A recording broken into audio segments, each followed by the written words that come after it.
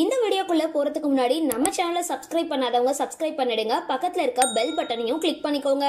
வாங்க வீடியோக்குள்ள போகலாம். லிங்குசாமி சினிமாவில் ஓடிக்கிட்டே இருக்கணும் அப்படின்னா நம்ம உழைச்சிக்கிட்டே இருக்கணும் அப்படின்னு சொல்லியிருக்காரு.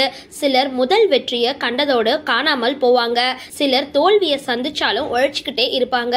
அப்படி சினிமாவில் நுழைஞ்ச ஆரம்பத்துல வெற்றிகளை பார்த்தவர் லிங்குசாமி. இயக்குனர் விக்ரமனோட உதவி இயக்குனரா இருந்து அதுக்கப்புறம் 2001ஆம் ஆண்டு வெளிவந்த ஆனந்தம் அப்படின்ற திரைப்படத்தை இயக்குனர் அவதாரம் எடுத்தாரு லிங்குசாமி.